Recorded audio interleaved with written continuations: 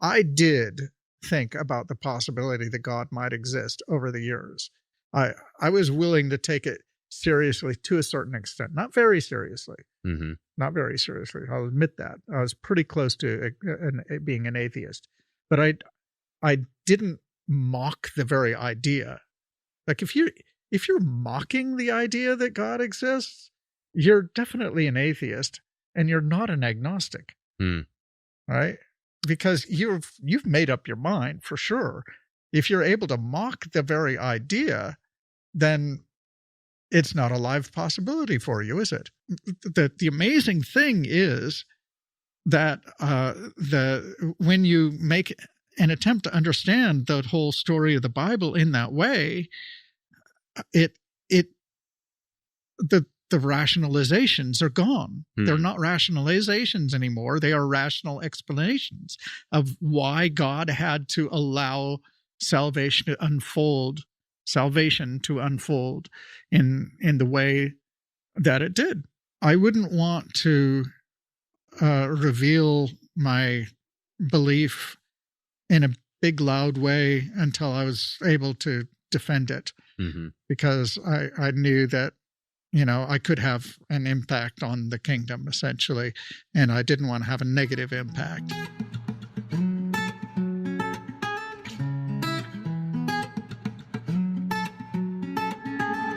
Welcome back to On the Line. Just got a couple announcements to make. First, we want to highlight where we're at with the fundraising that's taking place for the Lutheran Institute of Theology, or LIT. And we're very excited to say that last week we said that we were about 10%. We are now at about 33% of our fundraising goal. So again, this is our individual fundraising goal with the purpose of using that money to help lower the cost as much as possible for what the Lutheran Institute of Theology will cost for access, both for individuals and for churches moving forward. And the second announcement is we have now put together all of our materials to help churches understand what the Lutheran Institute of Theology will offer and what our church partnership program looks like. Basically, what it would look like for your church to be able to have access to all of those courses to use for Bible studies, individual use, small groups, whatever it is that you want to use it for. So if you would like more information on that, we've got packets ready to go, and you can check out our email down below. So if you're a member of a church, or if you're a pastor and you want to learn more about this, please reach out to us and we'll get that to you. Thank you again for all of your individual and for your church support. We're very excited for things moving forward. So take care and enjoy the episode. All right, and Bennett says we're live. Welcome back to On the Line. And today we're privileged to sit down with Dr. Larry Sanger. And certainly a lot that we could say, about you as your backdrop, but maybe just a couple words of introduction so people know kind of where we're going at with this. Sure. This will actually be the first part of 2 interviews that we'll do. And so in this one, really just going to highlight some of your background, which is a very interesting story. But just to give a little bit of a background to you, you're the co-founder of Wikipedia. We've talked about a couple other projects you've done. So you've done a lot of projects kind of scanning education, certainly philosophy, which is what you have your doctorates in from the Ohio State University. Did I say that correctly? Did I emphasize the enough? Some people insist on that. I don't really care. So you got your doctorates of philosophy there. Great coder as well. So you've worked in kind of the tech industry in different ways. So a lot of experience there, which we'll get to some of the insights you've gained from that field. Mm-hmm. But kind of the key part of this interview is focusing on the fact that you grew up Christian, left Christianity when you were in high school. Is that correct? Yeah. Okay. And then just recently you've come back to Christianity. And so in the second interview, we'll talk a little bit about some of the kind of dogmatic or some of the areas of interest with the LCMS here. But I'll kind of throw it over to you. So you grew up in the LCMS, and I just want to kind of hear your experience growing up, and then obviously as you left the faith in high school. Sure. So I was born in the Seattle area. I remember going to St. Paul's Lutheran Church, and I think it was like Redmond or somewhere there in the Seattle area. And my dad was an elder.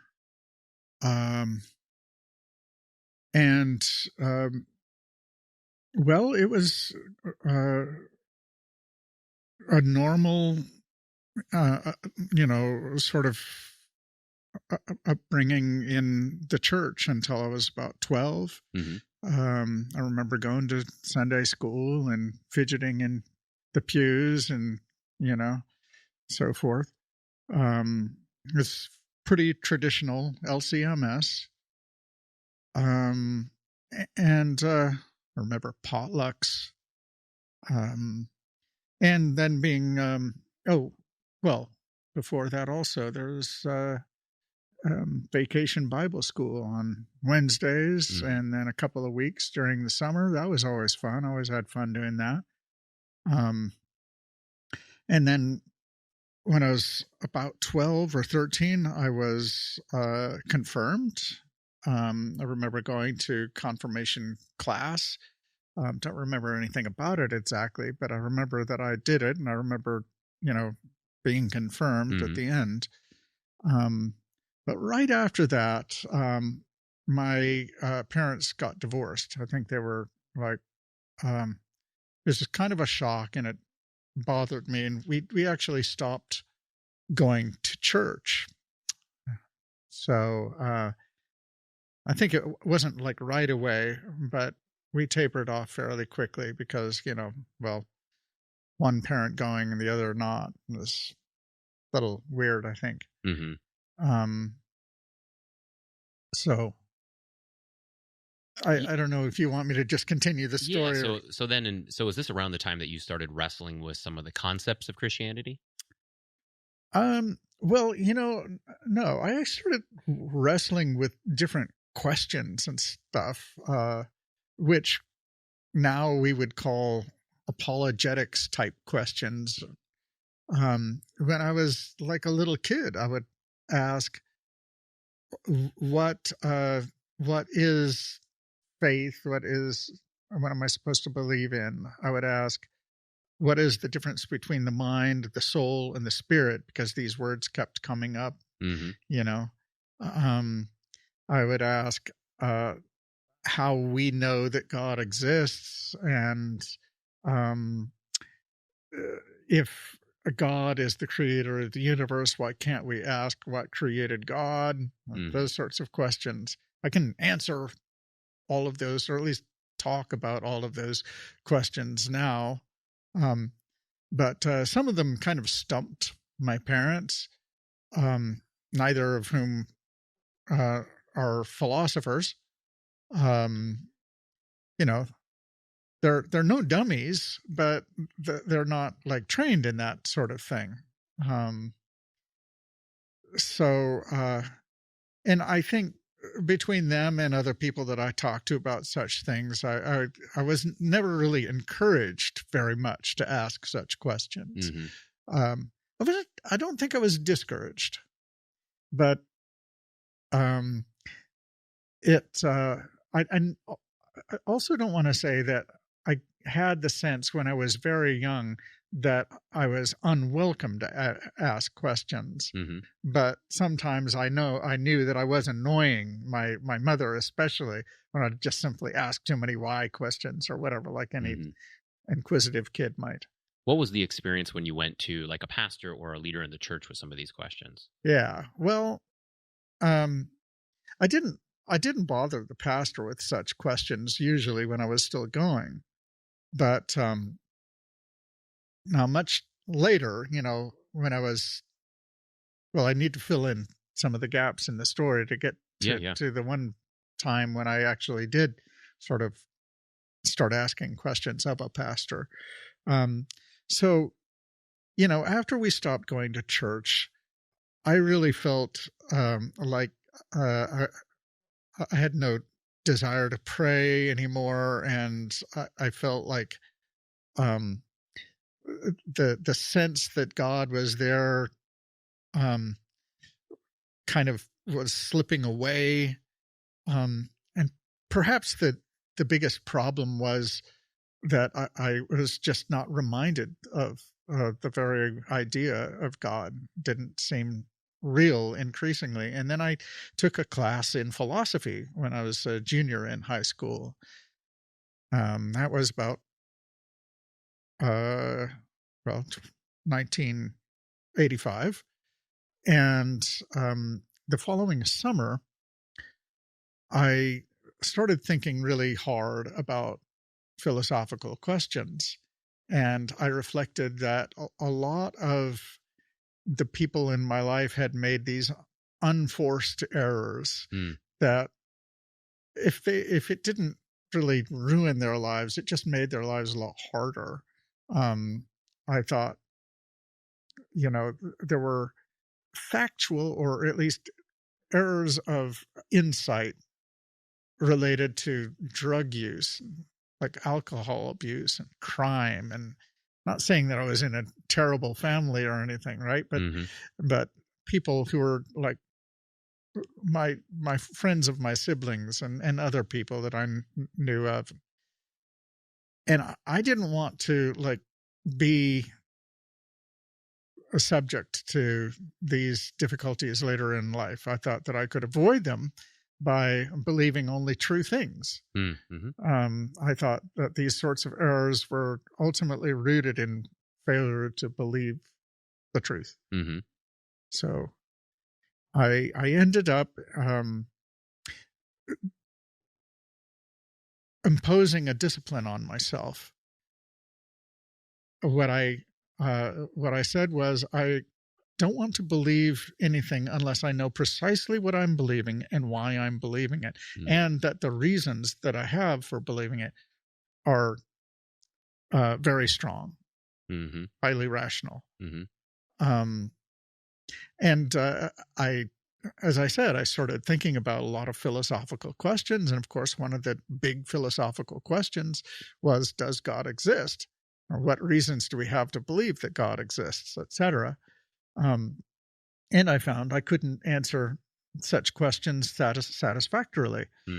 And as I say, there weren't very many people around me who could answer such questions.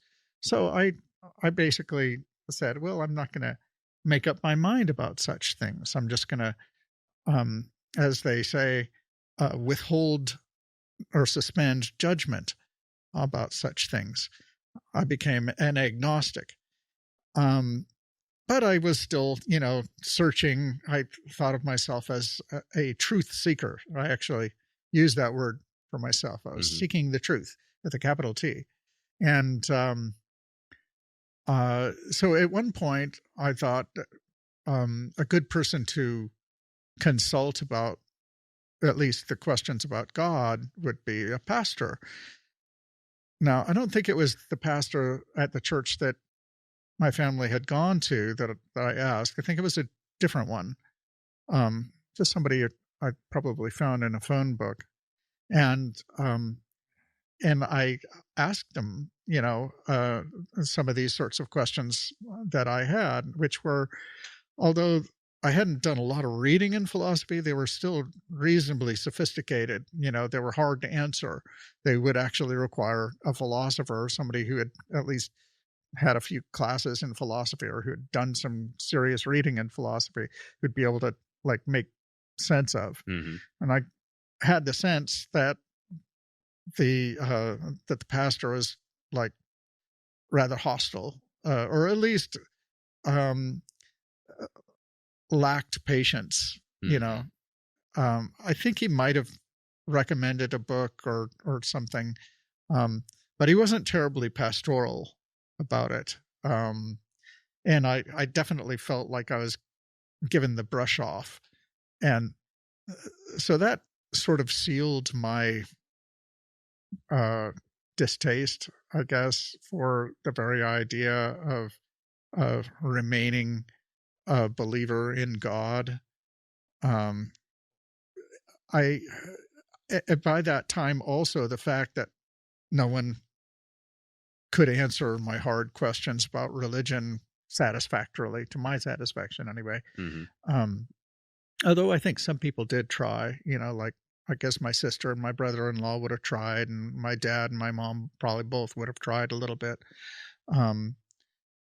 But they were not able to answer my questions very well. And the fact that according to what I had been told growing up, you had needed to have a strong faith, right? And from a philosophical point of view, that sounds like I was being asked to check my brain at the door and just believe things for no good reason at all. That was a thing I just refused to do. So I adopted methodological skepticism, which basically means I had a method of not believing something until I had fully investigated it, and I was quite sure that the reasons for believing were rational. Yeah. I mean, something that stands out to me in that is, that's, and I think perhaps there's more of a focus on this. I think maybe in the last 20, 30 years, there's been a focus, but to where pastors, and not just pastors, but, anyone that's going to articulate the faith, they need to wrestle with doubts and not bury doubts, right? But allow them to surface and then wrestle with them, right? And the wrestling with that, and that's part of, what you could applaud with the process you were going through, right? Is you're saying, I don't want to be taken in, right? And anyone who's part of a religion shouldn't be taken in, right? Because that's always a danger, right? That you're being taken in by something that might be cult-like, right? And you always have to be able to check those things, right? And I mean, one thing that stands out in Christianity is it's always been a public faith, right? If you're to compare that with like Mormonism, right? Like they say, Jesus was crucified, he was born at this time, he was crucified under Pontius Pilate. This happened publicly. You can go and, check out this tomb. You can go talk to these people who saw him resurrected, right? It's not supposed to be something that's hidden. And you say, don't ask questions. Yeah. Right. That sounds like it's actually being hidden after all. Yeah. So help us perhaps understand some of those first questions that you were wrestling with.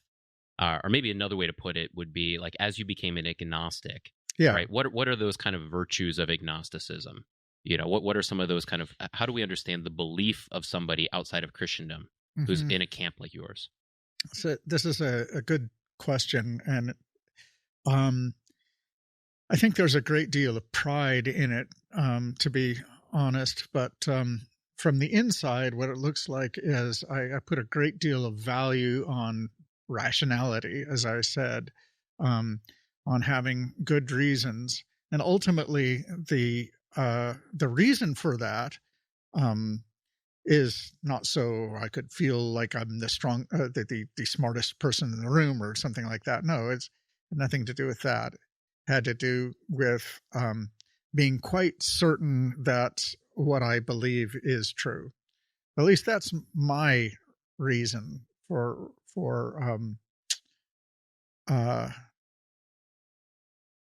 taking this position. Now, I'm not sure that that's true of all the people who are called atheists, and there's a difference here, perhaps, in my approach versus an atheist's approach.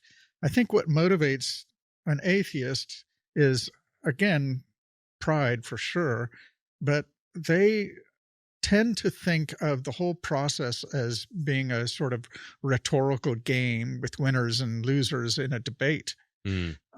One of the complaints that I have about apologetics is that it actually takes the other side of that debate. And I'm not saying there shouldn't be a debate, but I'm saying there needs to be education on both sides first. And there's a great deal of enlightenment that can happen on both sides of the debate before it even proceeds. So anyway, that's a little aside. So what is more distinctive about my sort of agnosticism, sort of committed agnosticism, which I think is pretty common among philosophers in the field of philosophy, the academic study of philosophy, is there's no need to take a position on certain things. Well, full stop.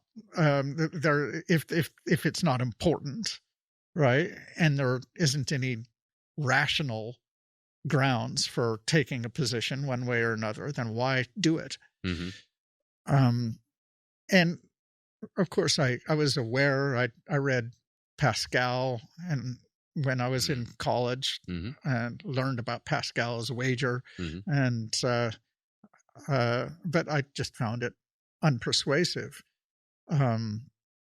So the only reason to really care that much about the wager in the first place is if you think it is a live possibility, that it's actually unusually rational to think that it's possible that God exists. I didn't think that it was impossible that God existed, but I didn't even know what God was. That's actually another feature of my agnosticism, I suppose. So I took the no concept view of God. And this is associated with verificationism, if the philosophy wonks want to look that up.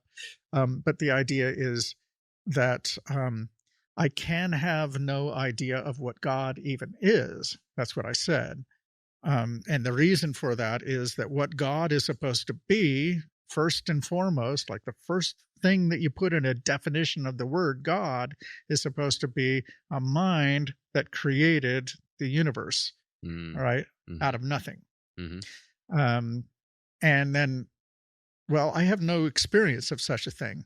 I have an experience of my own mind, and I have an experience of my mind doing things like, picking up some water. But and my mind can do things via my body, but my mind can't pop things into existence with a thought. And so that sort of failed the first test of my methodological skepticism. I have to at least know what I'm believing, right? If I don't even know what God is, then I'm not really sure what's being claimed when God exists, when it is said that God exists or God does not exist. Now, I no longer actually believe that argument is sound, or rather cogent would be the word. I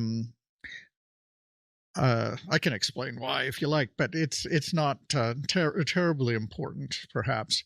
But yes, it doesn't follow.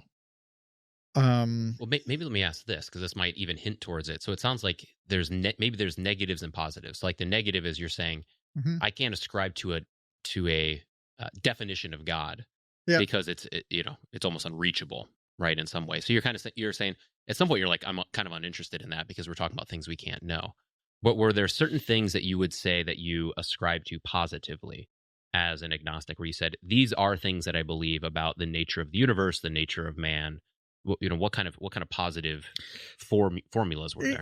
Yes, I suppose in the end, I didn't have any positive beliefs about God. It's only negative ones, like what the via negativa, I guess, is one that I, if anything, that is one that I would have subscribed to. But yes, of course, there were some things that I believed. So especially eventually, I thought that anything that would be required for me that was actually required for me to actually pursue the very project of truth seeking was something that I would take for granted. There's a semi-famous quote by the philosopher Thomas Reid. He must be a fool or want to make a fool out of me who would reason me out of my reason and senses. In other words, if there's one place that you want to stand in any investigation at all, you have to stand at the validity of your reason and your senses. So I began there, and eventually I actually subscribed to a bit more of the Scottish school of common sense, which basically allows me to set aside a surprisingly large raft of philosophical problems. Not all of them, for sure, but quite a few. So to that extent, I was no longer a skeptic at all, but I still had a skeptical outlook. So I'm going to get to the inverse of this, right? So we'll eventually get to, what do those in the agnostic circles that you would run with? What's their view of Christianity? I'll get to that. But I'm kind of interested, first in what are misconceptions that Christians have about agnostics? You could throw atheists in there too, but maybe primarily Sure. agnostics. What are some misconceptions that we have that we should break down? Well, one misconception might be reflected in your very question, in that I wasn't really aware of very many other agnostics at all, and there isn't any easy way to characterize them because, unlike atheists, they're certainly not organized. Didn't have any sort of broad self-awareness as a group, right? It's people aren't going to get very passionate about, raw for not taking a stand. No, that's not it at all.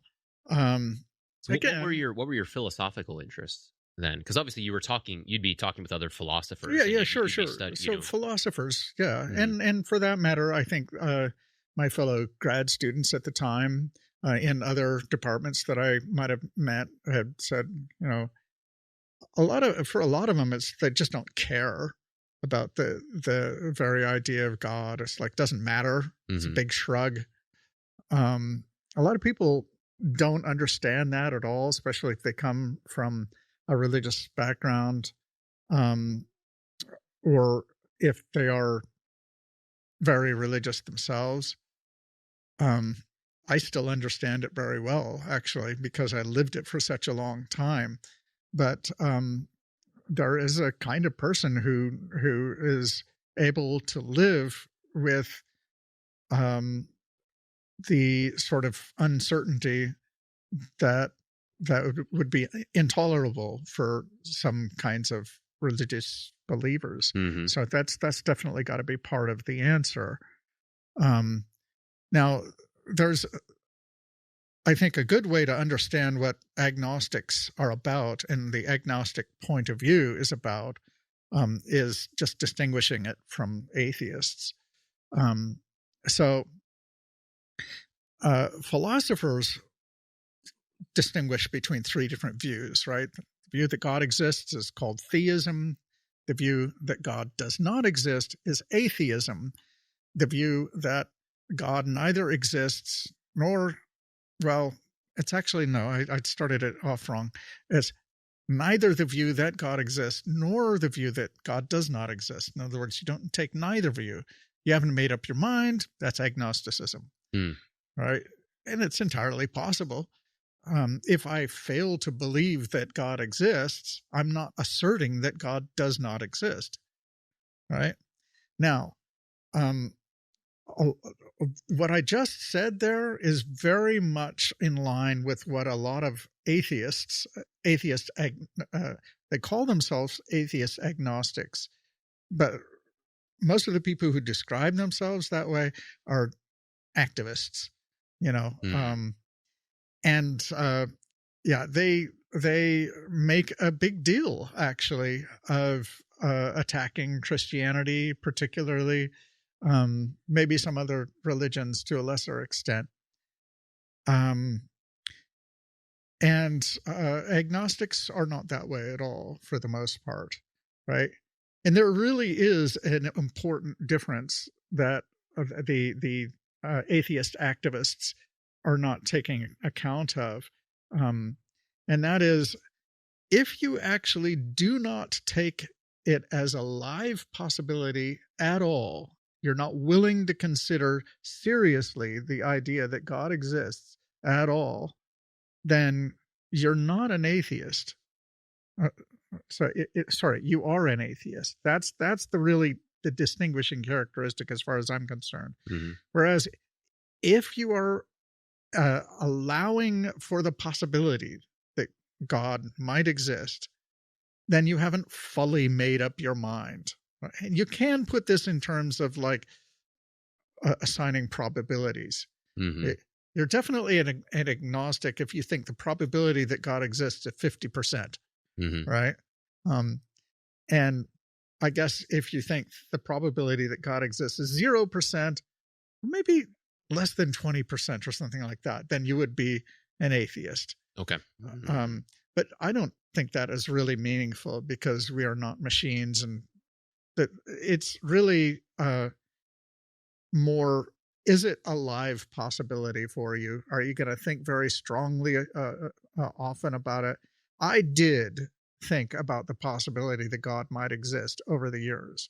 I was willing to take it seriously to a certain extent, not very seriously. Mm-hmm. Not very seriously. I'll admit that. I was pretty close to being an atheist, but I didn't mock the very idea. Like if you're mocking the idea that God exists, you're definitely an atheist, and you're not an agnostic, right? Because you've made up your mind for sure. If you're able to mock the very idea, then it's not a live possibility for you, is it? As an agnostic, what was your perception of Christians, and what was your perception of atheists? Yeah, well, Christians, I never disliked Christians because I grew up with them and I didn't have bad experiences in church, like that one pastor notwithstanding, like whatever. I thought that there were basically two kinds of Christians. There are the kinds who didn't like to think about philosophy. They're uncritical, not necessarily stupid, but not like us brave, rational people who are willing to think really hard about all the hard questions and so that's how I thought about Christians. Oh, and then the other kind of Christian was somebody who is sort of captive to a a nostalgic notion of faith, who had blind spots, right? They'd read the Bible, they'd see that there were serious problems with it, and they just had faith. That's how I thought about it. I was totally wrong. But that's what I thought was going on for the most part. I mean, I didn't think that hard about how it was possible to be a frighteningly intelligent Christian, but I knew they existed. And that's actually one of the reasons why I remained an agnostic, because maybe they know something that I don't. They're smarter than I am. I could tell that. People like Alvin Plantinga, he's really smart. Yeah. Yes, he is. So what was your view of atheists? So here, there were some atheists who I had respect for, philosophers, fellow philosophers, but they did puzzle me in how confident they were in simply drawing the conclusion. Like I had one of my best friends in grad school was actually an atheist, not an agnostic. And he basically said, well, my reason for being an atheist is Occam's razor. It's very simple. And it's a simple argument, and people don't actually talk about it that much. Atheists don't avail themselves of this that much. But it's simply, if you don't need an entity in your ontology, the set of things that you believe exist, to do explanatory work, in other words, to explain things in the universe, then you should conclude that those things don't exist. So in other words, he would say, the world and my life makes sense without there being a God. So going to this effort to try to prove there is a God is a non-necessity. So therefore Occam's razor, that's the simplest, right? So the simplest explanation is that there isn't a God, and we're just fine not thinking about it. It's more than, well, I mean, that same person had separate reasons. He wasn't convinced by any of the arguments, but actually most philosophers are not at all convinced. They're quite aware. They even teach the traditional arguments for the existence of God. Say the majority of philosophy professors are very aware of the traditional arguments for the existence of God, because most of them teach intro philosophy, and the existence of God is one of the units in intro philosophy usually. So so they're aware of them, and they just find them to be bad arguments. Now they consider very simplified versions of the arguments, and they don't think hard enough about certain aspects of things, I think.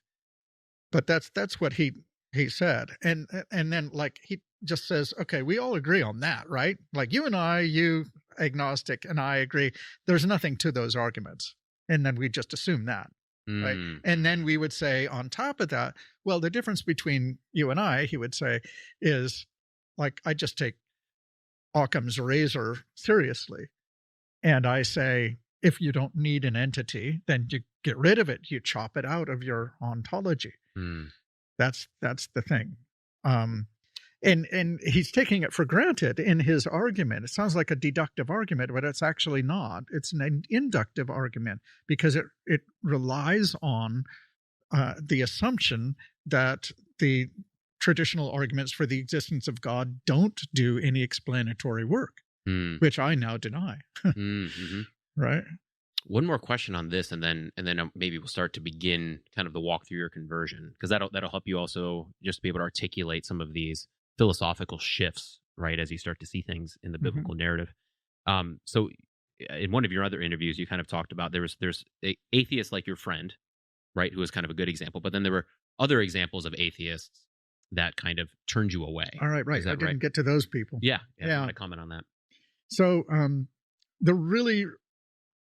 So my friend was merely puzzling to me. It's like, I thought you're going too far. You're drawing conclusions you're not really warranted in drawing, that God doesn't exist. It's not really supported by the evidence. The atheist activists, as I came to call them, or the new atheists, were like crusading. And I think they came into the public eye in the 2000s, not in the 1990s.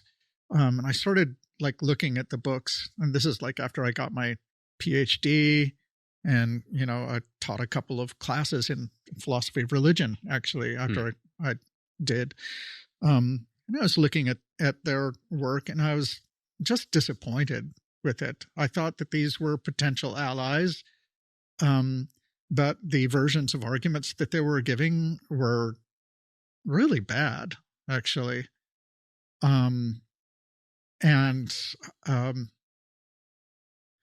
of the things that kept me being an agnostic was the very fact that the even among the philosophers, the arguments on their side, on the atheist side, were not terribly compelling.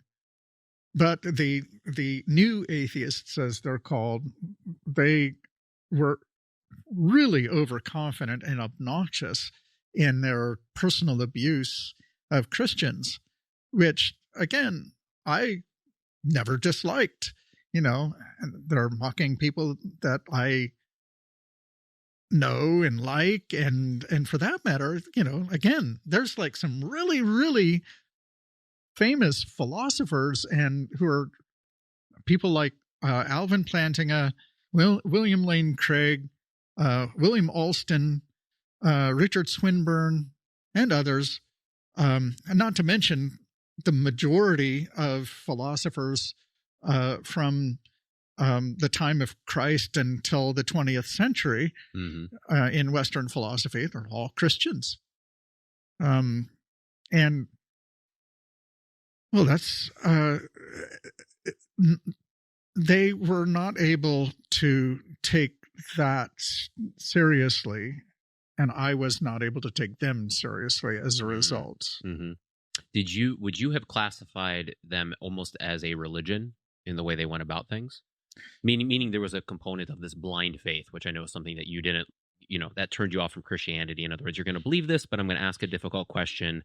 And you've never wrestled with this, I don't know. Did you see that on that side as well? There was definitely dogmatism, but just because there is a sort of an unreasoning insistence on a stance, it doesn't necessarily mean there's a religion. Okay.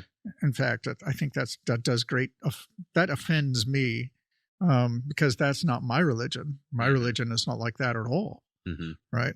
I might have dogmas, but I will rationally defend them. Doesn't that mean they're not really dogmas then?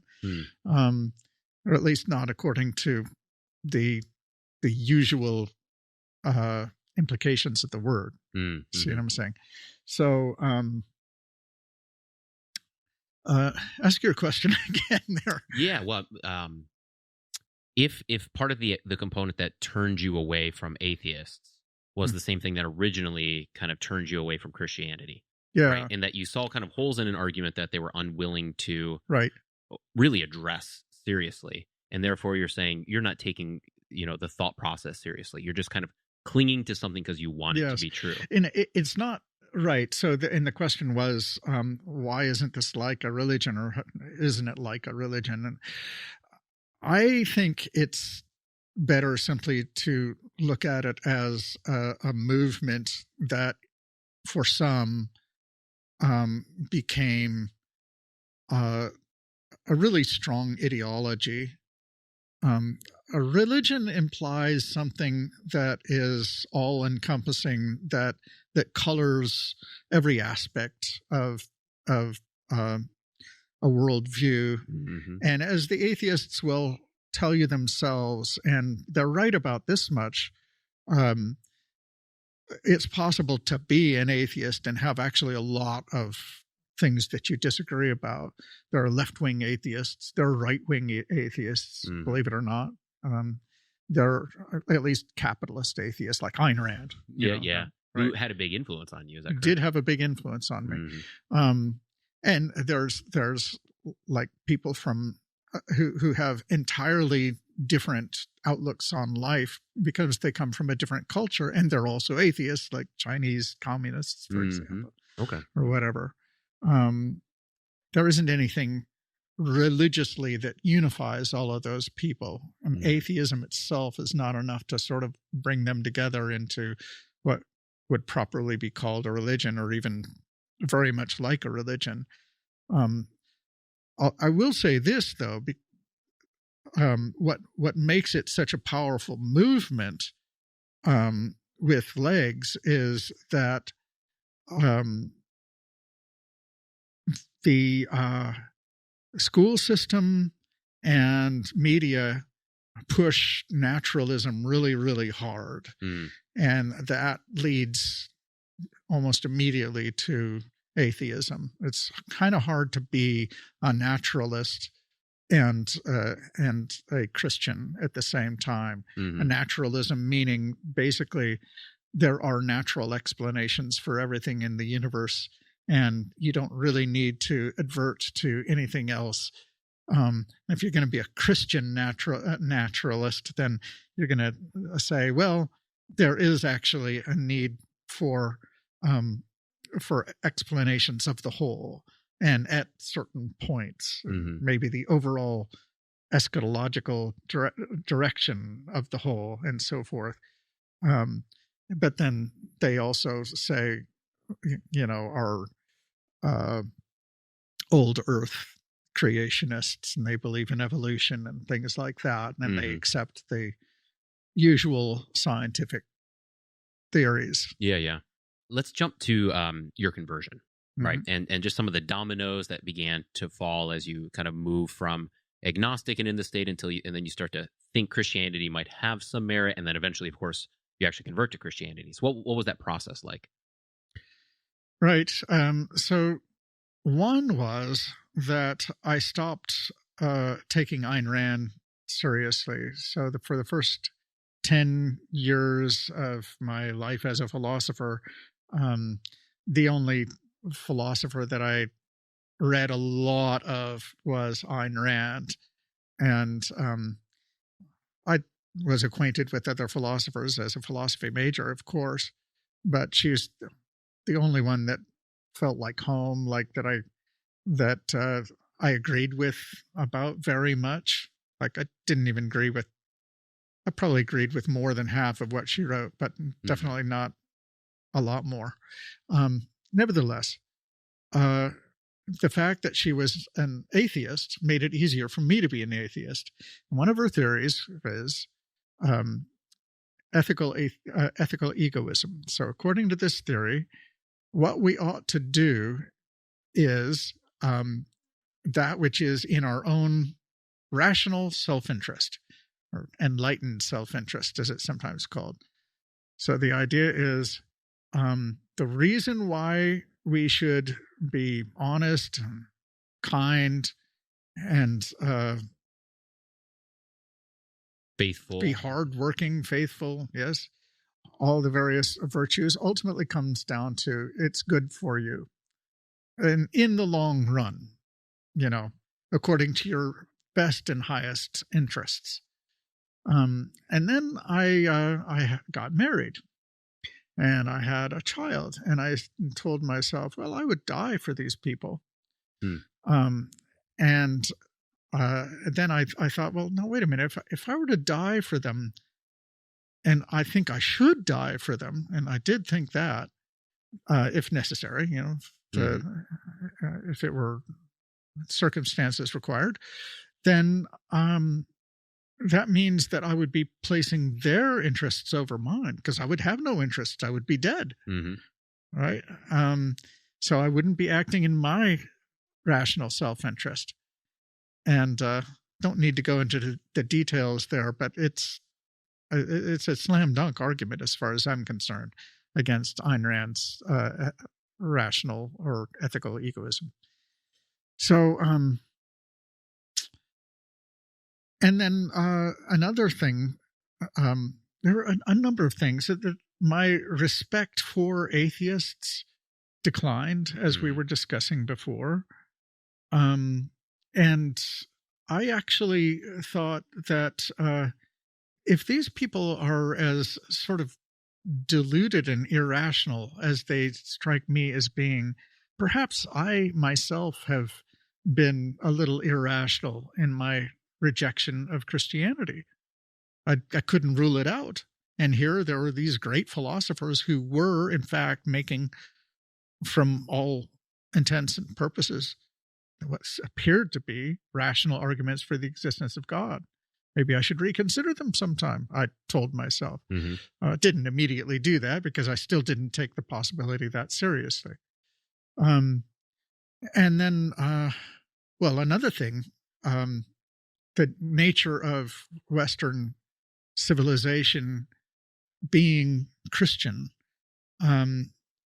came more forcefully to mind, probably because I listened to conservative talk radio and stuff like that, and read some books, like The Closing of the American Mind, which talks a little bit about that. And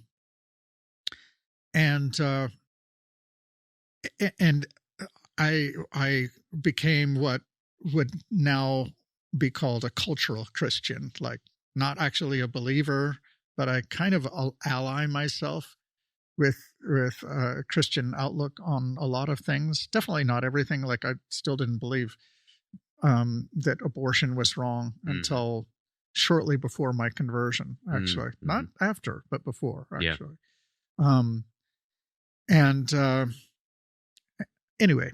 And then I do want to circle back to that, by the way. What's that? I do want to circle back to that. If you like. And then another thing was I came up with the following argument, which, well, you remember I told you I took this no concept view of the existence of God, and I had been thinking about something that people had been talking about for many years. 2017. By 2017, the whole idea of the singularity had been on the horizon for quite a while. And this notion is that supercharged AI after a certain time would become so much more intelligent than human beings that it would be able to evolve itself, and then help us to evolve. And then the entire world would change. And then I thought to myself, imagine that were the case.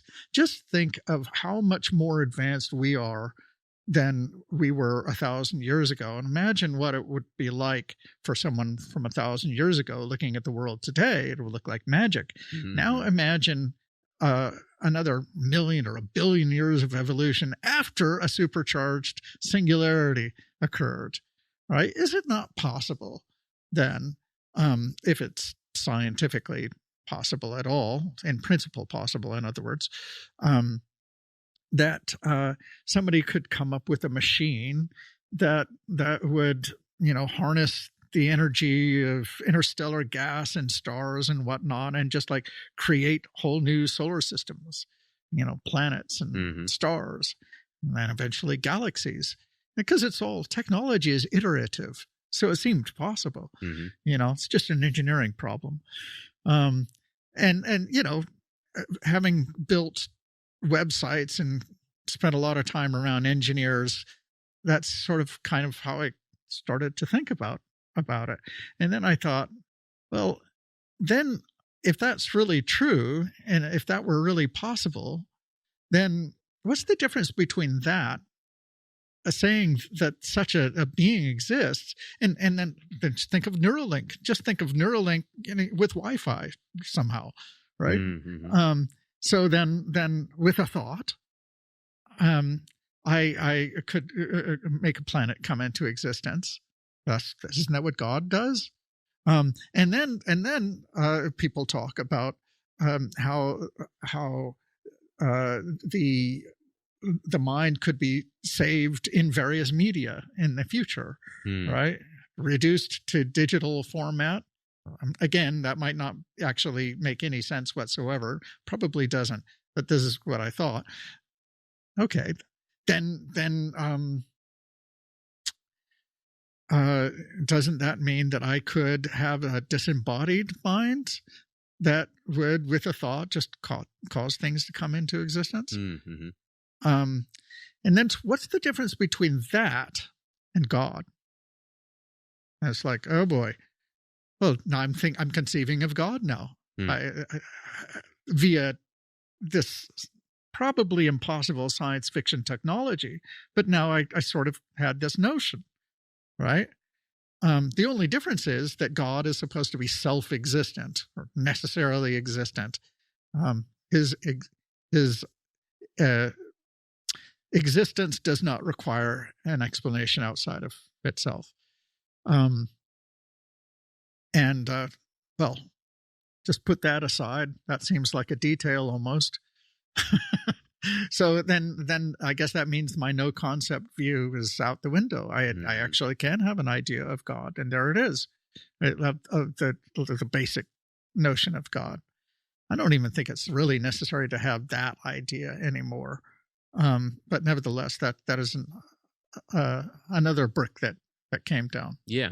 So it's almost a little bit like chess, where like your chess pieces were getting taken off the board. Yeah. And it made you kind of go back to kind of thinking about base principles. Right. And was it at that point that you started to turn to actually reading the Bible or considering Christian theology, or were there other steps in between? Not quite. There was one more step, actually. A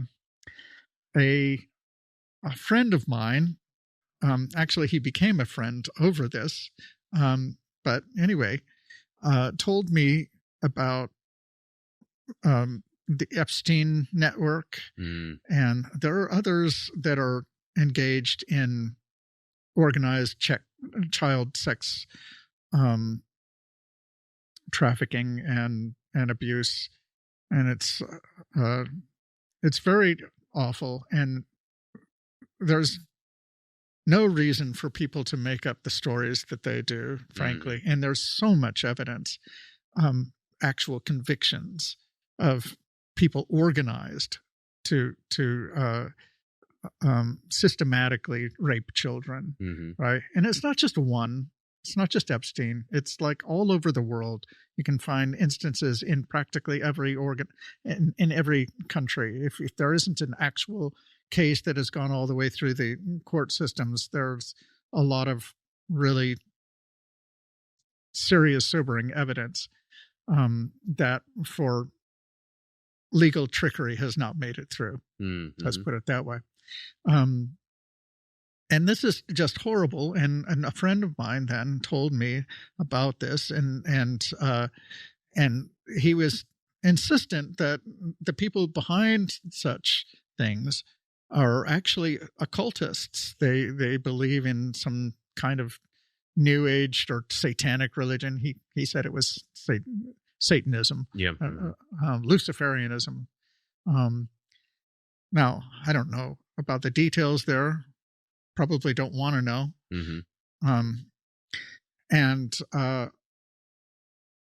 But I became concerned enough and saw enough evidence that that I thought, I was motivated to learn more, and he was recommending books to me, from Freemasons and from Helena Blavatsky and Rosicrucians and all kinds of just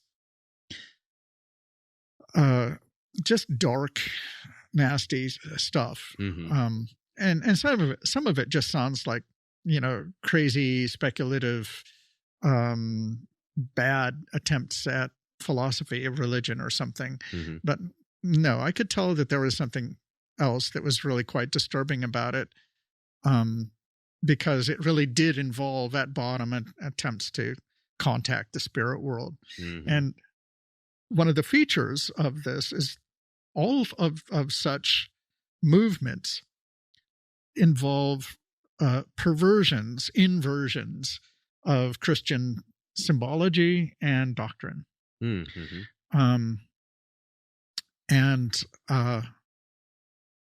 Just to take one simple example, the all-seeing eye is supposed to be the eye of God, and yet if you read some of their documents, they say it's actually Lucifer.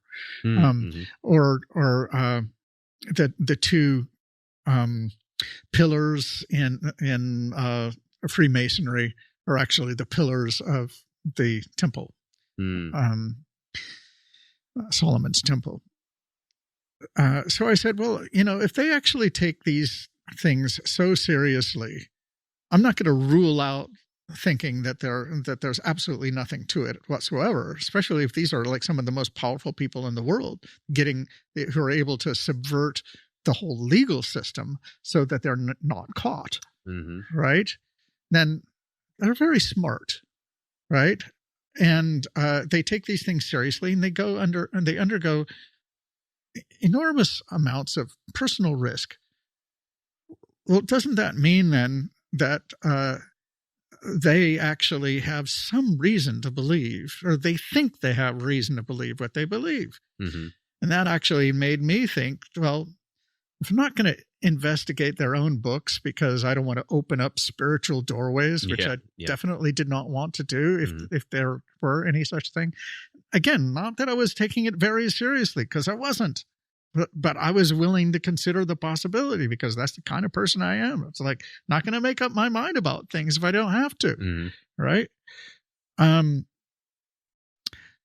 I said, well, at least sometime I can read the Bible, because that is what they are reacting to. It seems to be a fairly deep reaction to the doctrines in the Bible. And so, if anything, I would want to read the original and see what they are perverting.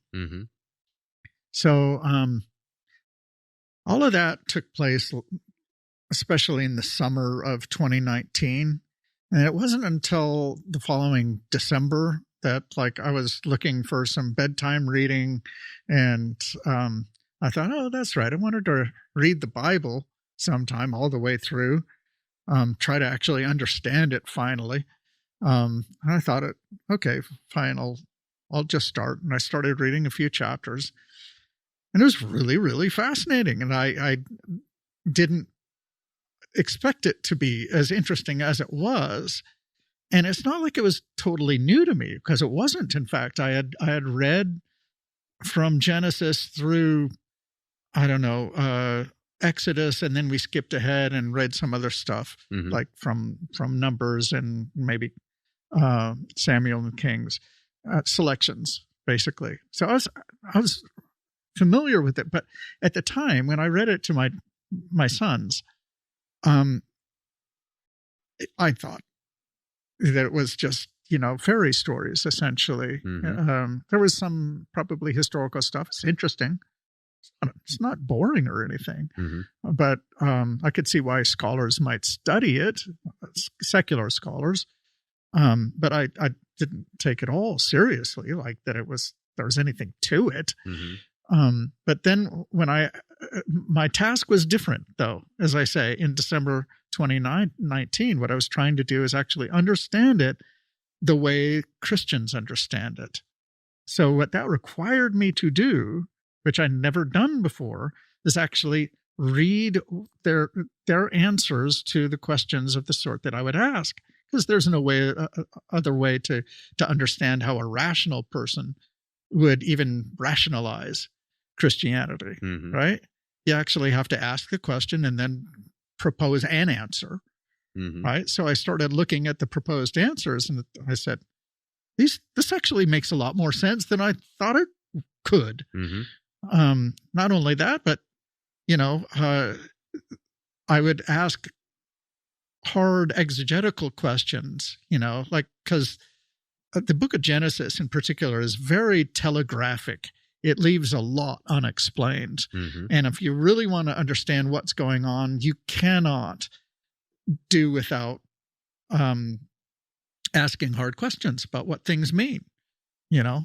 Like, why did God appear to Abraham? To just stop, ask that, It's a really deep question, and it's important that you know the answer. And if you don't know the answer, then you're not going to get the rest of it. And that's why people get so confused about the Bible, because they haven't asked the questions that they need to ask in order to make sense of it. People like you've been trained in grew up with the Bible, and there were people probably around answering hard questions about it for you. And as I say, when you were trained, you actually figured out a whole lot of stuff that you didn't understand before. Am I wrong? One of the things that opened me up at SEM, during my seminary training, was exactly what you're talking about, in that questions began to be posed to me by my professors that I had never even thought of before. Right. And as new questions begin to be posed, and then, answers are presented, but then that spirals and creates new questions just kind of on your own as you're contemplating those questions. And then that creates that's an investigative process, right? That's academic in nature as you're trying to solve these kind of riddles. But as you do this, it does create kind of a mosaic or a beautiful picture, and that kind of snowballs, right? So that was a wonderful experience for me at seminary, was that that questions I had never even contemplated before were posed, and then the answers were so telling, at the deeper theology. Yes. The example that I've been giving in other interviews, I like a lot. Although I didn't understand this until I read it a second time. How is it possible that Sarah, who was postmenopausal and 90, would be sexually attractive to Abimelech?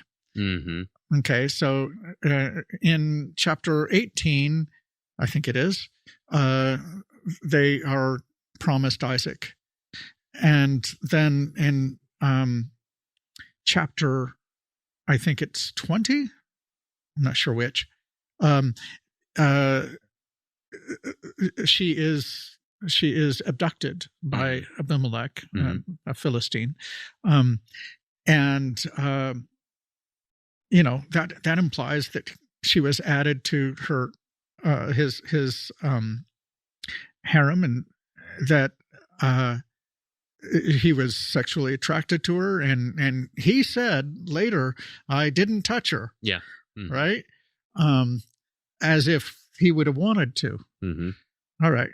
So how is that possible? And some people look at that and they say, well, this is the second, or actually the second of three stories in which the wives of the patriarchs were taken in this way. And, well, there's different versions of the story, it is said, no, there's no need to say that. There's a reason why I won't go into all the details because it really is fascinating, and you can just keep asking questions of this, and it really repays study. But the basic question is, why did she look sexually attractive then? And the answer is, God had promised that she would have a child in a year. Now, there's two ways for that miracle to happen, because it would have been a miracle. One is that the womb would be rejuvenated in an old woman and made to work properly, or the entire woman was rejuvenated. And I think it had to have been the latter. I think the whole idea of putting the story there, apart from the fact that it was true, is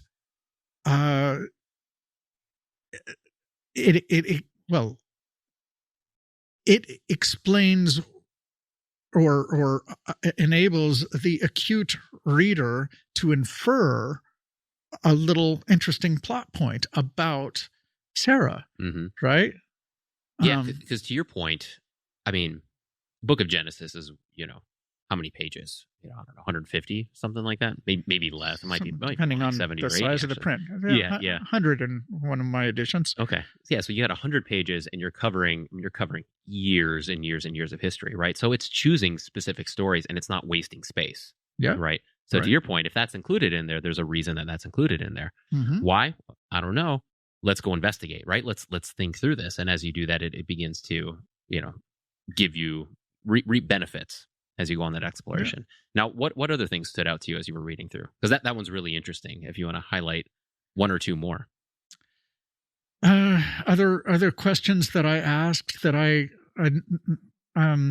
well, I'll give you a harder sort of question, one that people still wrestle with, that they think about a lot. I still think about for sure, and that is, how could a good God order the Israelites to slaughter not just the men, but the women and children, especially the little children of the Canaanites?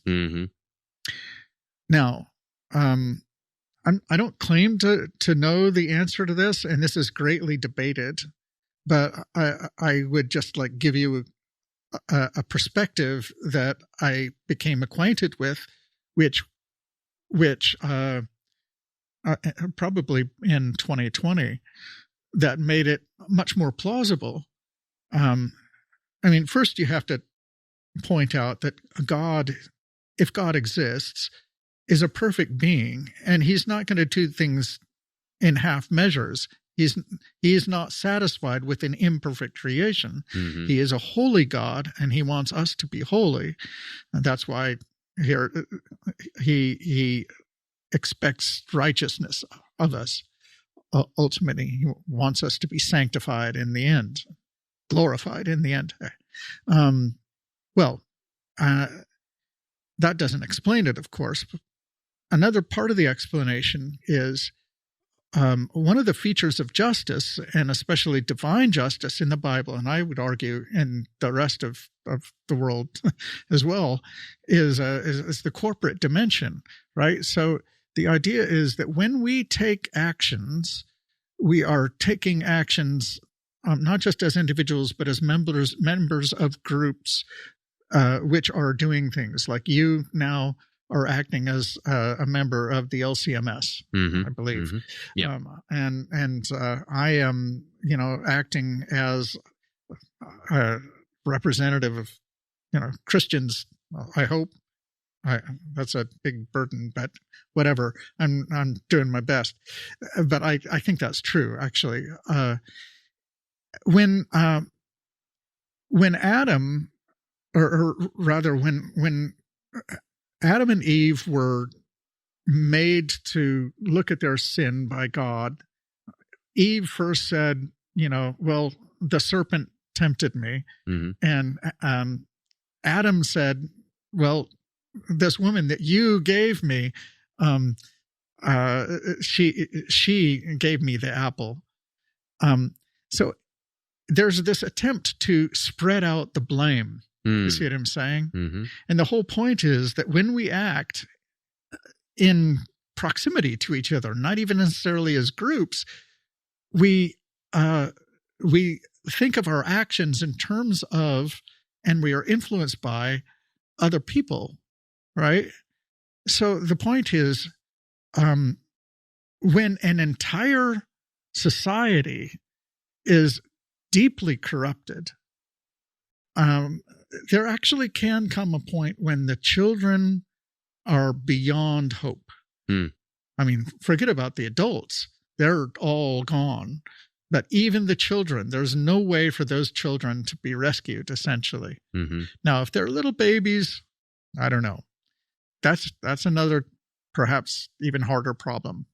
I'm not saying I've given up on that one, but perhaps the idea is they would know that they came from Canaanites. It would be reasonable to think that some Canaanites would, by hook or crook, actually survive, and then they would return to the old ways, and God wanted to put an end to that whole line of development, which is what happened in the flood, right? Yeah. And what happened after the flood was the Tower of Babel. So in the Tower of Babel, the opportunity for all of humanity to be unified and fall into the same sort of depravity was stymied when there was the great scattering across the face of the earth, and then after that, so the necessity of entirely wiping out the Canaanites just suggested that that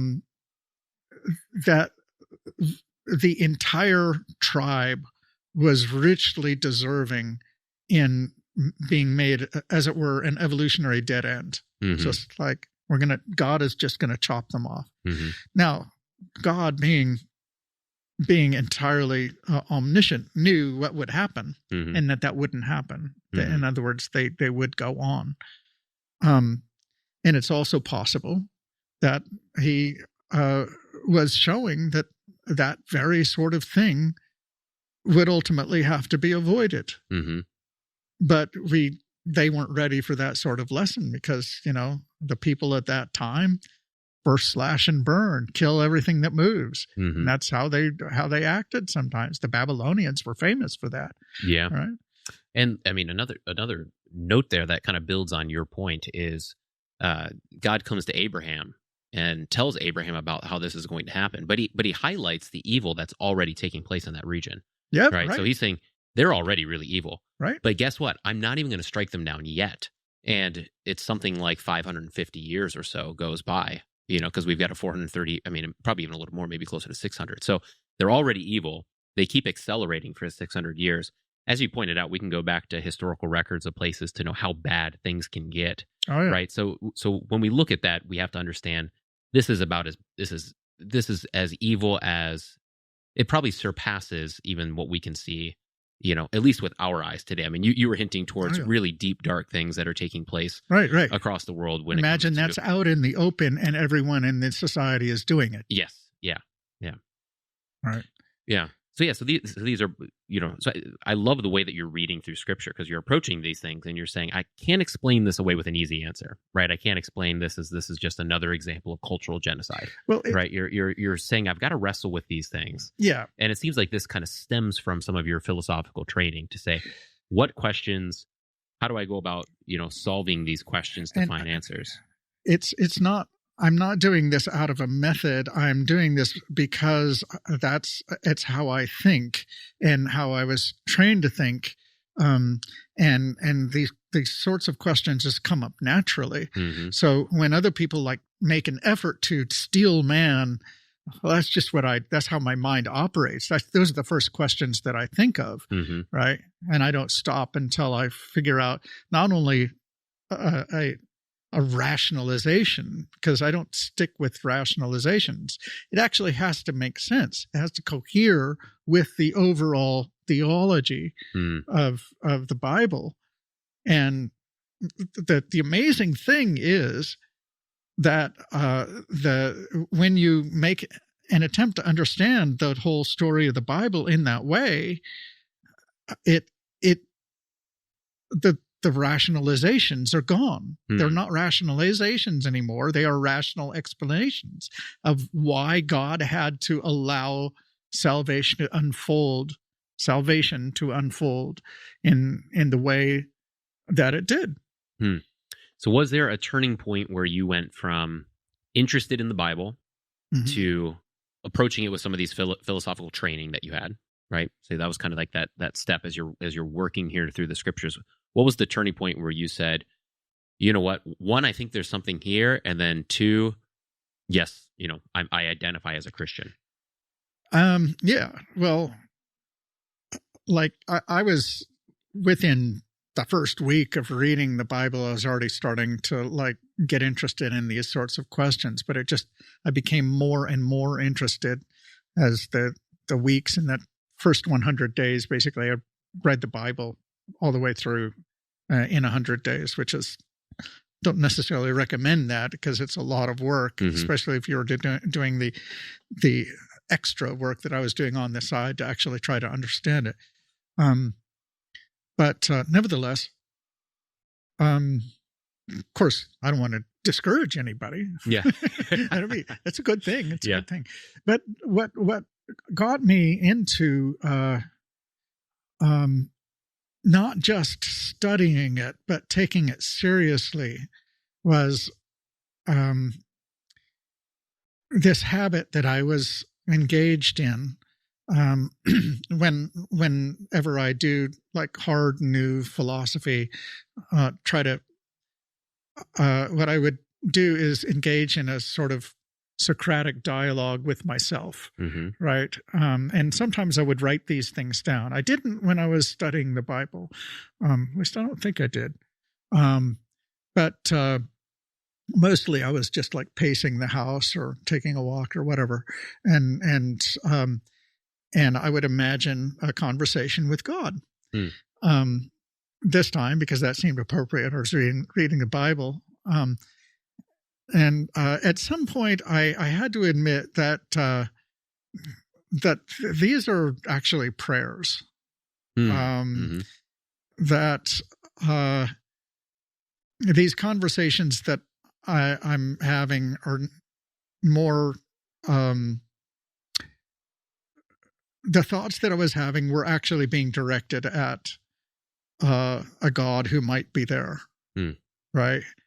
And increasingly the answers that I seem to be, popping to mind, I was actually amazed at some of the things that I was thinking of, like, and perhaps God uses naturalistic, the functioning of the human brain, for all I know, to make this happen. But I give God the glory now for sure.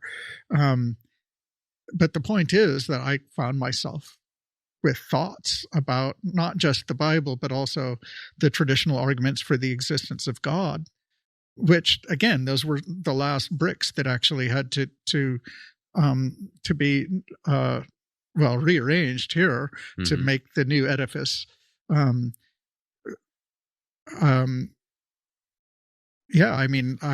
had to have an actual positive reason to believe that God existed.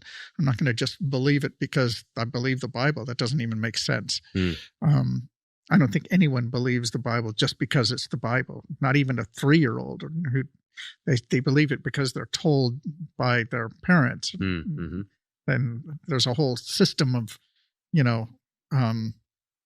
that's over them. And anyway, but the point is that I found myself increasingly understanding the traditional arguments for the existence of God in new, or what struck me as being new versions. I don't think they're entirely new. Some of them might have some new aspects. At least they were versions that were persuasive to me. And by the way, I'm not like bragging here or anything. Anyone who thinks about any hard philosophical problem will inevitably come up with new twists on things. So, and the same goes with arguments for the existence of God. So, yeah. And then the thing that really changed it for me, and again, I think this came out in my sort of conversations with God, was I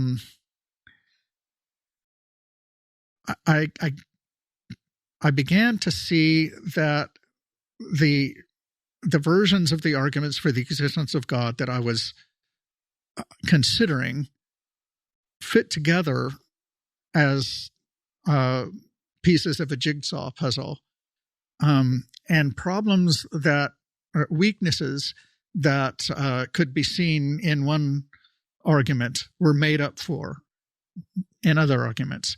So the first argument that I considered that actually I take seriously is the argument from contingency, which I won't go into the details, but the conclusion of the argument is that, well, the usual conclusion is God exists, but I said, I'm not going to draw that conclusion. I'm just going to draw the conclusion unnecessary being exists that explains all the contingent facts of the world. Mm-hmm.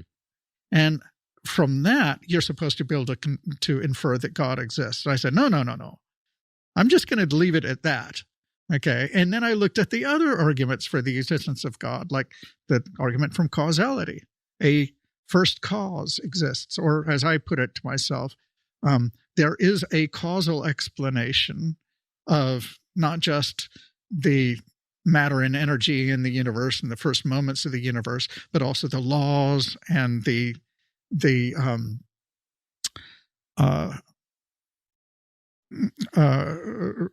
scientific constants and initial conditions, things like that.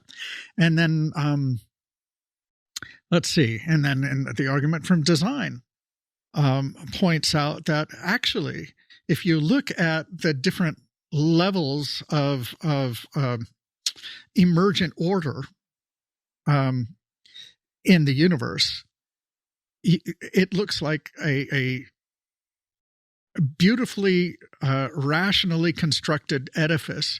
You can write down all the equations, right, until nature no longer responds to equations so easily, which happens after about microbiology or so. And it all all throughout the scaffolding of nature, there needs to be an explanation of how these new kinds of order emerge out of lower kinds of order. And this suggests, to make a long story short, a designer, right? So here we have a designing mind, and I started putting them together. A designing mind that is the cause of the universe that exists necessarily. And this, I started getting excited at this point of, can this actually go on? And I considered a version of the argument from morality, as I call it. Now, I don't give that same sort. I won't go into that one. I don't give the usual argument from morality. And in fact, I think a lot of philosophers might even say that I don't have an argument for the existence of God for morality. The conclusion of the argument is that the God that is posited in the earlier arguments is purely good. And then a further argument will actually, after all of that, it suggests that such a God is a personal God. And if personal, then he would probably want to communicate with us. And then you can infer certain things about how he would want to communicate with us, likely things. Now, here we get really getting into speculation here. So nevertheless, it made sense of what I was reading in the Bible. And so I was seeing how the traditional arguments for the existence of God, what is called natural theology and revealed theology in the Bible, a revealed religion, how they come together and actually mutually reinforcing. And in the end, I had to say, this is, it might actually be more rational than not to believe that God exists. Mm-hmm.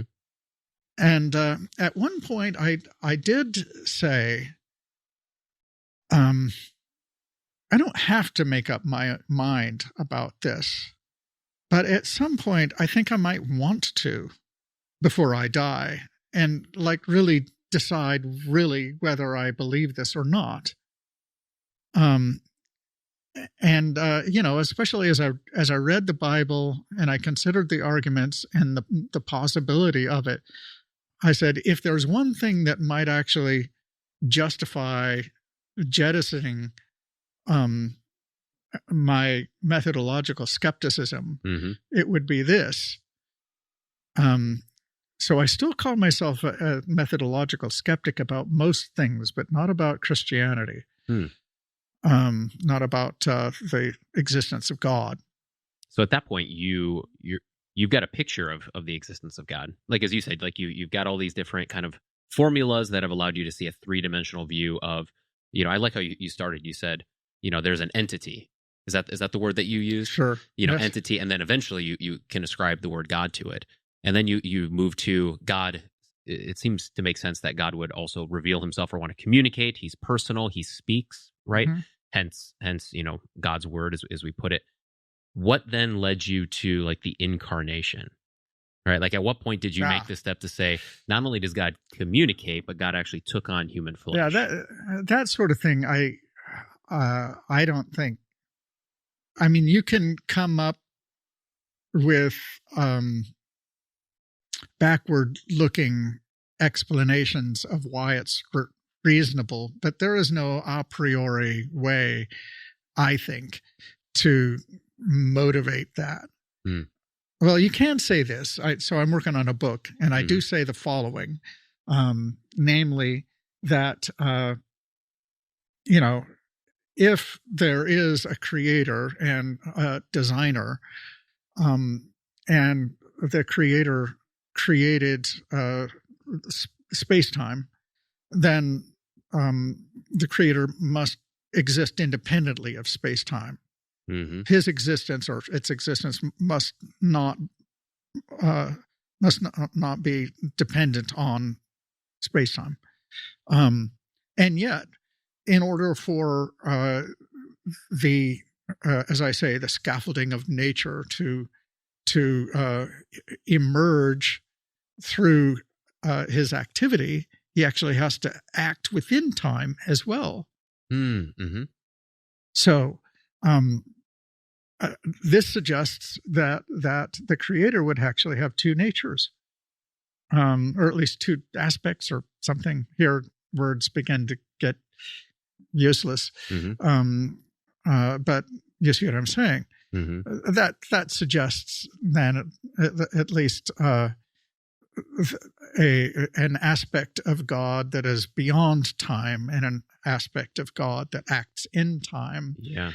Of course, I don't mean to commit myself to modalism, which is what the word aspect might suggest. So no. Nevertheless, that's one way of explaining it. So does that mean you were already seeing, even in the concepts, let's just say like in the Old Testament, like pre-incarnation, you're already seeing incarnational type work in the fact that God is entering in and he's like speaking in a moment, or the three men that show up to Abraham, to talk to him. Yes. So you're already seeing these kind of hints. So the incarnation for you isn't a surprise philosophically, because the groundwork's already been laid. Is that what you're saying? It's already been laid, but the thing that convinced me eventually of the incarnation and the resurrection, aside from just the strength, the compelling nature of the Gospels, is Lee Strobel's book. Mm-hmm. And the research behind that just made it much more reasonable. The very idea And again, but in the end, no one part of the case for the existence of God is enough to establish the existence of God. It bothers me when apologists pretend otherwise, because it will turn off the people who simply say, no, that just doesn't follow. You just take some classes in logic and you will see, and that's how they think. And you can't really fault them, because if you really want to do justice for the entire case for the existence of God, you have to take it all into account. There's a reason why we talk about all of these different aspects of theology and of the defense of the faith. Yeah, well, that's even the way the Bible operates, right? So, Yes. give you an example of the wrong way. There was a guy that I knew who would say this. He would say, "All you need to know about the Bible is that we sin and Jesus saves," right?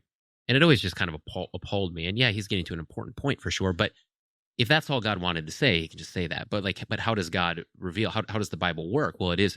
You're looking at God from all of these different angles, right? You're looking at it through particular stories. Like you might look at it through the story of the flood, through creation. You've talked about through Abraham and Sarah.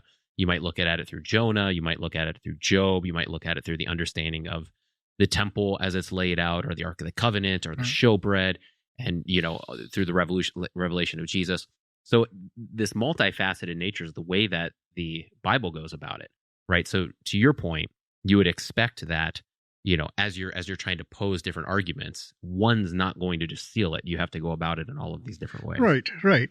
Well, what I would say is that worked for him, but he doesn't understand why it worked as well for him as he seems to. There was a lot of groundwork, a lot of a big foundation underneath his dictum, and that explains what he means by it. And if you don't have all of those, philosophers call them background beliefs, then you're just saying what he said isn't going to make any. It's not going to move the needle at all, right? And you can say, well, you just need to unpack it. Well, unpacking what he meant might help somebody, but it might not help. It definitely won't help everybody. So I think a large part of the difficulty in arguing for the existence of God is that you are not dealing with a simple conclusion. I mean, God exists sounds like a very simple two-word conclusion, but it conveys so much. There is so much in the background, and there is so much that can be stopping a person from getting there, that you really need to tailor the case to each person, essentially. Meet them where they are. And of course, most people don't want to be met at all. It's like, stop bothering me about that Jesus stuff. So, did you consider other religions in this process? Not really. Was there a reason? I mean, I'm being generally educated. I know about the other religions reasonably well. I've read excerpts and just got interested in various times in my life and learned the basics of all of them, all the major ones. But I learned enough to know that they weren't terribly interesting. They don't do the explanatory work that the God of monotheism does, basically. For one thing, and it actually begins at the beginning of my argument anyway, a philosophical argument, and that is that the argument from contingency So they don't seem to think of God as being a pre-existent unitary cause of all that exists. That is the core monotheistic idea, right? And there's a lot that has to be added to that before you get to the God of Christianity, of course. But they reject, most of the major world religions reject that. And then, then you're basically dealing with Judaism and Islam and some other religions that are actually derivative of those three. And that means you're starting to talk about the Bible, right? And then it just becomes a question about which religion does the Bible support ultimately. It's more complicated than that too, but nevertheless, that's what it ultimately is going to come down to. So the Jews were just wrong about in their rejection of the fulfillment of the prophecies by Jesus. The Muslims were just wrong in thinking that he was just a prophet, and so forth. So, yeah, I was just going to ask, and you kind of began to answer it. But yeah, why not the Jewish religion? And is it primarily built into the fact that it seems like they've missed the fulfillment of the prophecies? I wouldn't have found Judaism very persuasive on its own, frankly. I don't think it is very. If you just stop at the end, stop at Malachi or Chronicles, depending on which you think the last book is, then you will not find the result very satisfying. Whereas when you add Jesus, when you add the martyrs, when you add the history of the church, and everything that and the indwelling of the Holy Spirit, for that matter, on top of all of that, then it becomes much more rational to believe in Christianity. So as far as I'm concerned, it's like if you're going to take the Old Testament seriously, then you have to take the New Testament seriously. And if you take the New Testament seriously, you definitely can't take the Quran seriously or the Book of Mormon. Yeah. So what have you found, since you've converted to Christianity, have you dialogued much with individuals who are, agnostic, atheist? Has anyone reached out to you and pushed back? A little bit. Okay. What have those conversations been like? They've been disappointingly lightweight for the most part. There's one guy who wanted to debate me, and I didn't really want to get into it yet. Like, I don't want to do that. That'll eat up a lot of my time. I know how these things go, and then a bunch of other atheists will want to debate me too. So yeah, I'll decide when I want to pull the trigger on that one. Because my approach is going to be pretty different from a lot of other philosophers. Sure, we'll talk about the arguments. That's very important. But anyway. So what do you see how long have you been a Christian? Let me ask that. 5 years, actually. 5 years. Okay. Yeah. Yeah. What, did it go public 5 years ago? No. Okay. So it was, you I waited. Yeah. What was the reasoning behind that? Well, I knew that I worried actually as I became more and more persuaded of Christianity and convicted of my sins, started thinking about them as being sins against God, and started taking faith in God as such much more seriously. as 2020 rolled on, basically, I began to think that I wouldn't want to reveal my belief in a big, loud way until I was able to defend it, because I knew that, I could have an impact on the kingdom, essentially, and I didn't want to have a negative impact, essentially. So I bided my time until, and I actually made up my business for the next 5 years to actually systematically study the Bible and theology and philosophy of religion, sort of in equal parts, I would say, which means I'm not an expert in any of those, including philosophy of religion. I'm still I would just call it an area of concentration, not an area of specialization. Although I want to make it one. So, what do you see kind of an area or like a niche for yourself moving forward? I mean, so there's the obvious one of like you're trained from philosophy, your background, everything gives you an obvious niche when it comes to kind of articulating to intellectual skeptics, right? So but there's a lot of Christian philosophers. Yeah.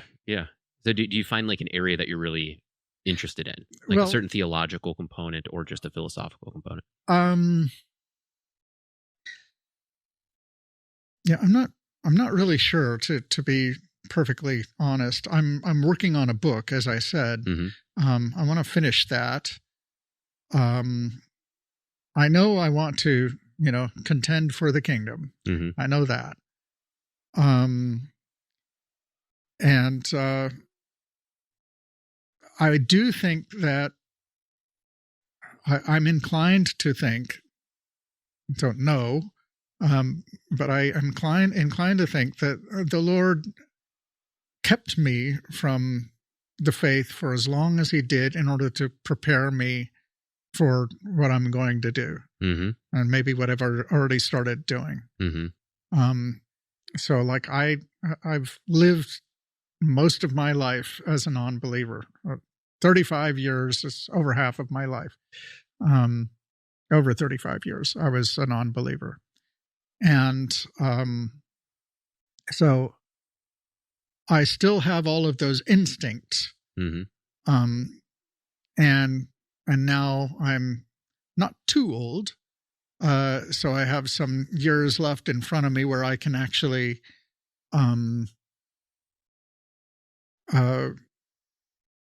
try to persuade the sorts of people such as I once was. So it's a little different from arguing, like debating with atheists. It's a thankless task, and what's the point? Because you're not going to convince them. But I actually think there's other kinds of conversations which serve the same sort of purpose, but they look a little different. Could you give an example? Well, I'm just talking about giving explanations of things as opposed to arguments. And there's a difference. So Robert Nozick, in Philosophical Explanations, he talks about another model of doing philosophy that involves not trying to bash each other over the head with arguments, but explaining points of view. I think Alistair MacIntyre said something similar. Another philosopher, Catholic. I don't think Nozick himself is an atheist, though. Or was. And so the interesting thing is we can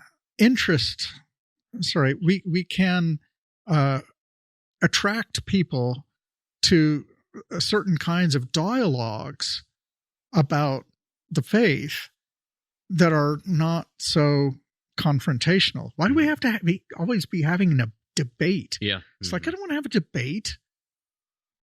I mean, sure, I enjoy as much as the next guy a good zinger. Okay.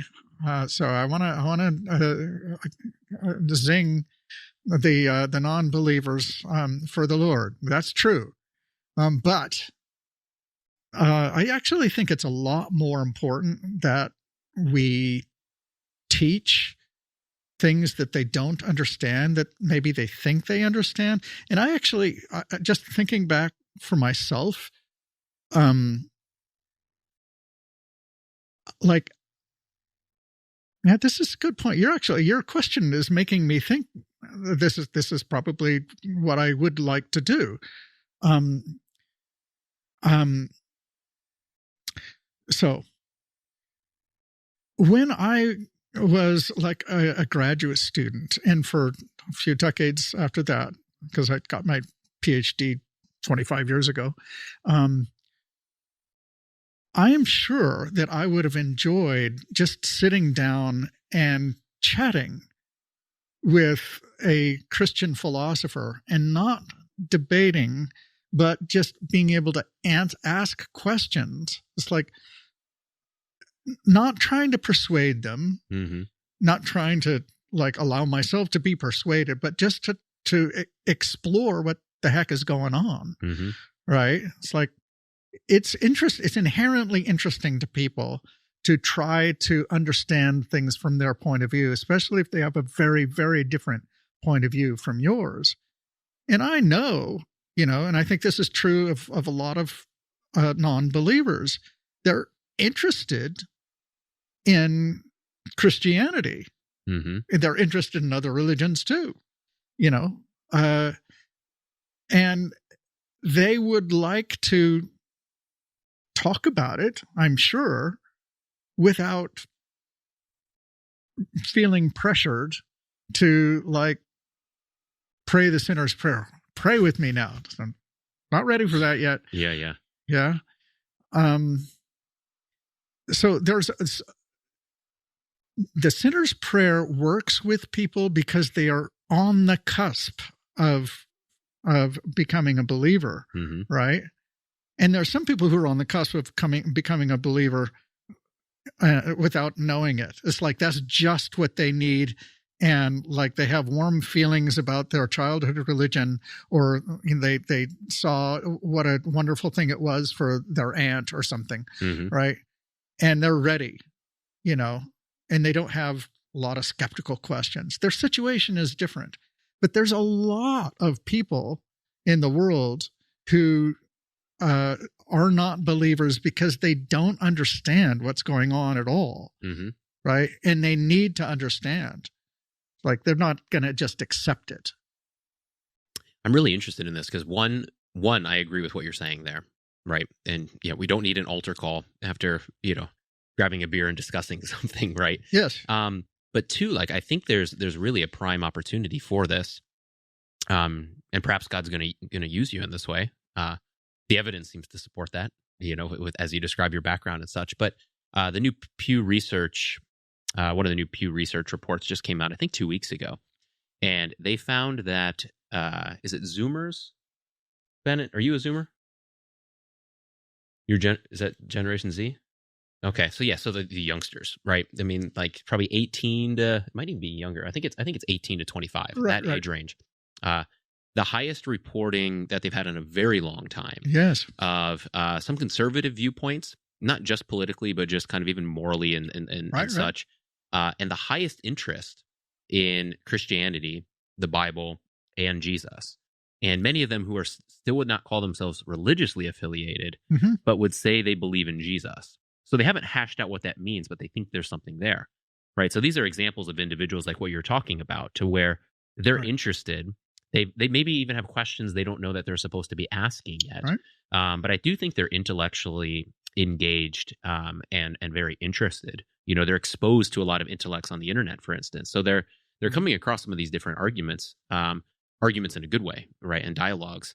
And I do think that there's a prime need for, as you're saying, not, hey, let's sit down and debate and figure out where you're wrong, but rather what ideas do you have that we can further hash out and grow in a healthy way, right? There's already seeds that are planted. Let's help this plant to grow in a healthy way.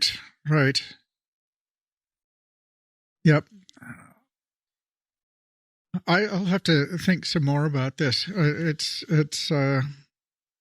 I do think that there is a need, as much as I as I appreciate William Lane Craig's work, and I think it's important. And actually, there are some people, he has brought a lot of people to the faith, help some people get past their doubts. I'm not denying any of that. But there is something very, very pointed and confrontational is too direct, too harsh of a word. Anyway, there needs to be more, as I say, of a gentle dialogue, I guess. Like teasing out ideas. Teasing out, I suppose. Like, and it isn't even like presenting the evidence necessarily, because then it starts sounding like you're making the case and you're going through. Yeah. I think the really important thing is taking people's questions seriously, inviting them, and like leaving them with answers. Mm-hmm. So I one ministry that I really appreciate is gotquestions.org. Mm-hmm. That's like, it's really good. It's very reformed, but we won't hold that against them.